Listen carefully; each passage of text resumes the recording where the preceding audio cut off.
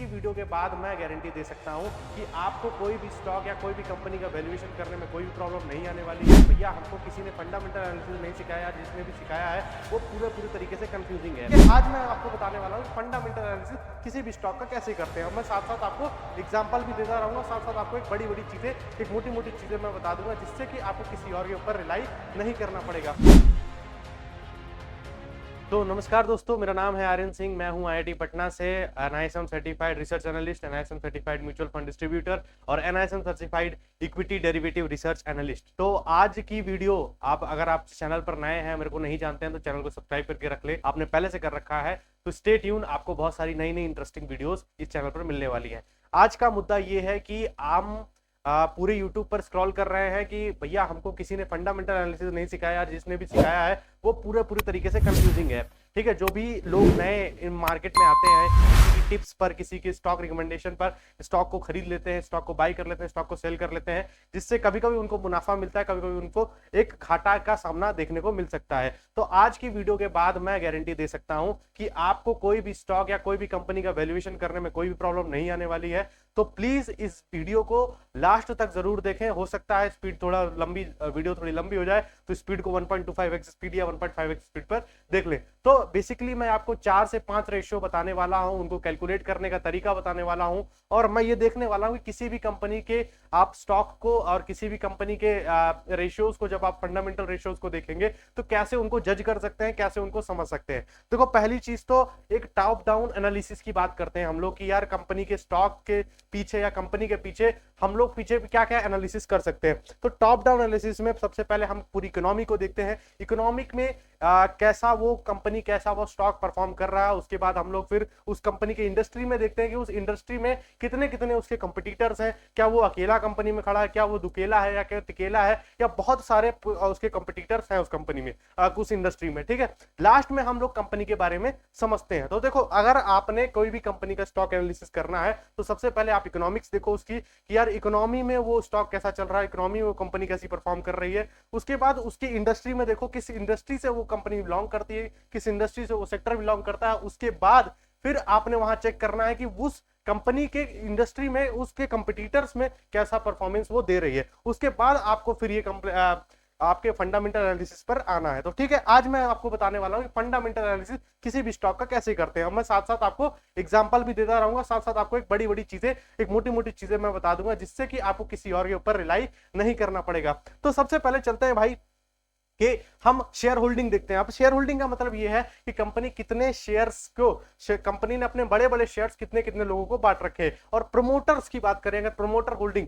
तो share holding में सबसे ज्यादा प्रमोटर्स होल्डिंग आती है कि भैया कंपनी के जो प्रमोटर्स हैं, कंपनी ने जिन्होंने स्थापित किया है, जो कंपनी को पहले से जान रहे हैं, कंपनी को पहले स्टार्टिंग में कंपनी जिन्होंने स्टार्ट किया है, उनकी प्रमोटर होल्डिंग, उनकी शेयर होल्डिंग कितनी है। तो उसके लिए बेसिकली 50% से ज्यादा माना जाता है उनकी कंपनी की होल्डिंग को, कि भाई अगर किसी कंपनी का शेयर होल्डिंग पैटर्न या प्रमोटर होल्डिंग पैटर्न 50% से ज्यादा है, तो ये आपके एक अच्छा साइन हो सकता है। अब यहां पर थोड़ा सा इस चीज को हम इंडस्ट्री स्पेसिफिक की बात करें कि भैया ये एक तरीके से इंडस्ट्री स्पेसिफिक भी होता है। इंडस्ट्री स्पेसिफिक बोले तो कि जैसे मानकर चलो कोई एक स्टॉक है आपने ले रखा है या कोई कंपनी ले रखी है, वो गवर्नमेंट सेक्टर में आती है, गवर्नमेंट इंडस्ट्री में आती है, तो कहीं ना कहीं आप ये देख सकते हो कि जो उसकी शेयर होल्डिंग पैटर्न होगा वो एक अलग तरीके से डिफ्यूज होने वाला है, एक अलग तरीके से आपको मिलने वाला है। तो प्लीज एक चीज को जरूर याद कर रखना कि पहले चीज तो आपने ध्यान रखा कि अगर 50% से ज्यादा किसी कंपनी का प्रमोटर शेयर होल्डिंग है तो बहुत अच्छी कंपनी है, और अगर मान के चलो 50% से कम है तो सबसे पहले उस कंपनी की इंडस्ट्री के बारे में चेक करना, कहीं वो इंडस्ट्री के हिसाब से तो ऐसा नहीं है कि उसकी कंपनी की शेयर होल्डिंग कम है। तो ठीक है, बट प्राइवेट कंपनीज के लिए आपको शेयर होल्डिंग 50% से ज्यादा की देखनी ही है। ठीक है, आगे बढ़ते हैं। आगे बढ़ने में आपको देखना है cash flow. Cash flow statements देखने की बहुत बड़ी जरूरत नहीं है, बहुत डिटेल तरीके से आपको नहीं देखना। आप स्क्रीनर जैसी वेबसाइट पर जा सकते हो, ट्रेंडलाइन जैसी वेबसाइट पर जा सकते हो, आप वहां से ये देख सकते हो कि ईयर ऑन ईयर कंपैरिजन आपको करना है कि भैया साल भर साल, हर साल कितना कंपेयर हो रहा है, हर साल कितना जो कैश फ्लो है उसमें इंक्रीज या डिक्रीज आ रहा है। और कैश फ्लो हमेशा पॉजिटिव होना चाहिए, पॉजिटिव इंक्रीज होना चाहिए। मतलब क्या है कि भैया हर साल ईयर ऑन ईयर आपको देखना है कि क्या ये कंपनी जो कैश फ्लो है, इस कंपनी का जो कैश फ्लो वो इंक्रीज हो रहा है, वो ग्रो हो रहा है कि नहीं। तो आपको उससे चेक करना है कि year on year growing sector होना चाहिए, ग्रोइंग कैश फ्लो उस कंपनी का होना चाहिए। आगे बढ़ते हैं। अब हम बात करते हैं आरओसी की, रिटर्न ऑन कैपिटल एम्प्लॉयड। इसका मतलब क्या होता है कि 1%, मतलब 1 रुपए पे कितना आपको रिटर्न मिल रहा है। अगर आपने 1 रुपए का कैपिटल लगाया है तो कितने रुपए आपको मिलने वाले हैं। तो जनरली इसका रेशियो देखा गया है कि भैया आरओसी की जो वैल्यू है वो 13 से ज्यादा होनी चाहिए। अगर 13 से ज्यादा की वैल्यू दे रहा है वो आरओसी का, तो आप कह सकते हो कि कंपनी बहुत अच्छा परफॉर्म कर रही है। ठीक है, साथ ही साथ उसका पीयर कंपैरिजन देखना। पीयर कंपैरिजन बोले तो कि जो कंपनी उसके इंडस्ट्री में है, जैसे मान के चलो आईटी, आप आईटी इंडस्ट्री में कोई कंपनी टीसीएस देख रहे हो, टीसीएस के साथ साथ आपको इंफोसिस का भी देखना है, टीसीएस के साथ साथ आपको अदर आईटी कंपनीज का भी देखना है कि भैया आरओसी उसके हिसाब से कितना है। और आरओसी उसके हिसाब से अगर ज्यादा मिल रहा है तो आप कह सकते हो कंपनी एक पॉजिटिव सेक्टर पर खड़ी हुई है, पॉजिटिव सेंटीमेंट पर खड़ी हुई है। ठीक है, तो आरओई और आरओसी। अब आरओई के बारे में क्या होता है सर, रिटर्न ऑन इक्विटी क्या होती है, मैं आरओई के बारे में बाद में डिफरेंस दिखाऊंगा, मैं आरओई के बारे में बाद में बताऊंगा आपको। बट आपको ये देख लेना है, जब आप आरओसी चेक करो तो उसी टाइम आरओई चेक कर लो। और आरओई और आरओसी के जो बीच का डिफरेंस होता है, मतलब उसके बीच में, जैसे मान लो किसी कंपनी का आरओसी 13 है और आरओई 12 है, तो मैं वहां पर डिफरेंस निकलेगा 1 का। तो उनके बीच का जो डिफरेंस होता है वो हमेशा कम होना चाहिए। अगर डिफरेंस ज्यादा है तो आप कह सकते हो कि कंपनी कहीं ना कहीं थोड़ा सा मिथ पस्ट कर रही है, कहीं ना कहीं कंपनी आपकी डगमगा रही है। तो आपको सबसे पहले आरओई का और आरओसी का डिफरेंस देखना है। और अगर इंडिविजुअली किसी कंपनी का आरओसी देख रहे हो तो 13 से ज्यादा का देखना, और साथ साथ पीयर कंपैरिजन भी कर लेना। कभी कभी बड़ी कंपनी 13 से कम का भी दे देती हैं, तो आपको वहां पर पीयर कंपैरिजन देखना है कि पीयर में कितनी कंपनीज दे रही हैं और ऑन एवरेज कितना कंपनी दे रहा है, उसके बाद फिर आपको चेक करना है। ठीक है, और इंडिविजुअल देख रहे हो तो 13। डिफरेंस याद रखना, डिफरेंस कम होना चाहिए आरओसी और आरओई का। अब बात करते हैं भैया P ratio, price to equity ratio.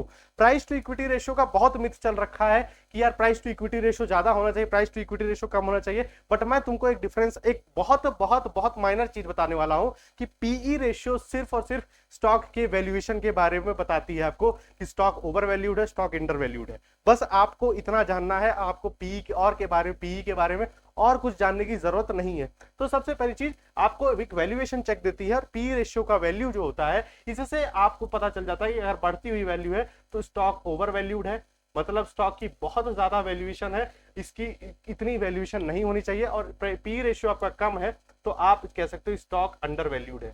तो आपको हमेशा देखना है कि पीई रेशियो कैसे है। अब पी रेशियो ओवर वैल्यूड और इंटर वैल्यूड को देखने के लिए आपको कम और ज्यादा का डिफरेंस पता चलना चाहिए कि भैया कम है क्या है, लेकिन किससे ज्यादा कम है और किससे ज्यादा कम, किससे ज्यादा है। तो आपको उसके लिए उसके पीयर इंडस्ट्री की कंपनीज में फिर से चेक करना है। मानकर चलो फिर से विप्रो का एग्जांपल लेते हैं, सॉरी टीसीएस का एग्जांपल लेते हैं। आईटी सेक्टर में, आईटी सेक्टर में आईटी इंडस्ट्री, जो आईटी इंडस्ट्री है उसका पहले पी देखो। अगर उससे पी, उसके पी से आपका टीसीएस का पी कम है तो आप कह सकते हो कि वो प्राइस टू इक्विटी रेशियो अगर कम होने के बाद आप ये कह सकते हो जो टीसीएस है वो अंडर वैल्यूड चल रहा है, और प्राइस टू इक्विटी उसके इंडस्ट्री प्राइस टू इक्विटी से ज्यादा है, तो आपको कहना है कि भैया कंपनी का ओवर वैल्यूएशन चल रहा है, हमको कंपनी नहीं खरीदनी है उस टाइम पर। ठीक, आगे बढ़ते हैं भैया डीई रेशियो। डीई क्या होता है, डेट टू इक्विटी रेशियो। अब debt to equity ratio generally क्या बताता है कि कंपनी कितने कर्जे में है।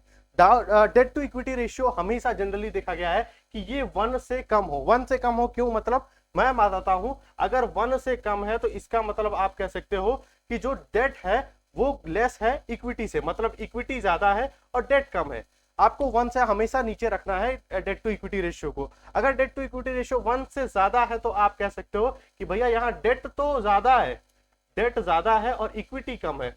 और जनरली यहां पर देखा गया है कि जहां इक्विटी कम है, डेट ज्यादा है, वहां पर कंपनी एक तरीके का प्रेशर फील करती है। तो यहां पर आपको ध्यान से देखना है कि जो डेट टू इक्विटी रेशियो है वो 1 से कम हो। आगे बढ़ते हैं, थोड़ा सा और प्रॉफिटेबिलिटी चेक करने के बारे में बात करते हैं। तो दो आपके रेशियोज मिलते हैं। सबसे पहला रेशियो ईपीएस है, मतलब अर्निंग पर शेयर। एक शेयर के पीछे कितनी अर्निंग होती है किसी एक प्रमोटर की या किसी एक शेयर होल्डर की।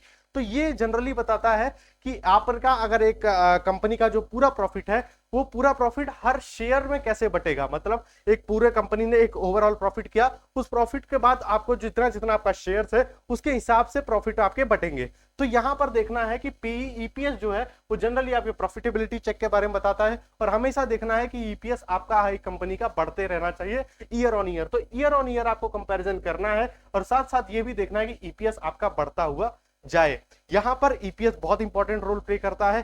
थोड़ा सा देखना है कि कंपनी अगर प्रॉफिट कर रही है और ईपीएस आपका कम हो रहा है तो आप देख सकते हो कंपनी को संदिग्ध में डाल सकते हो कि यार कंपनी थोड़ी सी संदिग्ध हमको लग रही है। ठीक है, आगे बढ़ते हैं और last ROE, return on equity, जिसकी बात मैंने आरओसी के टाइम पे की थी, रिटर्न ऑन इक्विटी भी हल्का फुल्का ईपीएस के हिसाब से चलता है कि आपकी इक्विटी के हिसाब से कितनी रिटर्न आपको मिल रही है। तो एक तरीके से वहां पर प्रॉफिटेबिलिटी का जो कंपैरिजन था, प्रॉफिटेबिलिटी का जो बटना था वो शेयर्स में था। यहाँ पर इक्विटीज में आपके बटने के लिए जो रिटर्न मिल रहे हैं, जो आपका शेयर होल्डिंग पैटर्न बन रहा है, जो आपका क्या बोलते हैं प्रॉफिटेबिलिटी बट रही है, वो आरओई के हिसाब से बढ़ रही है। वापस से आरओई को एक फैक्टर दिया गया है 13 का, कि आरओई की वैल्यू हमेशा 13 से ज्यादा होनी चाहिए। कि आप कंपनीज के बारे में देख रहे होगे, अगर कंपनी का 13 से ज्यादा है, और साथ ही साथ आपको पीयर कंपनी के साथ देखना है। जैसे कि आरओसी में आप देख रहे थे कि भैया एक बार पीयर कंपनीज में देखो, उस सेक्टर की कंपनी, और अब दूसरी कंट्री कंपनीज में देखो। अगर आप देख पा रहे हो कि वहां पे आरओई आपका बढ़ा रहा है, आरओई आपके ग्रेटर है, आपका ये पॉजिटिव है, तो आपके लिए वो कंपनी अच्छी साबित हो सकती है।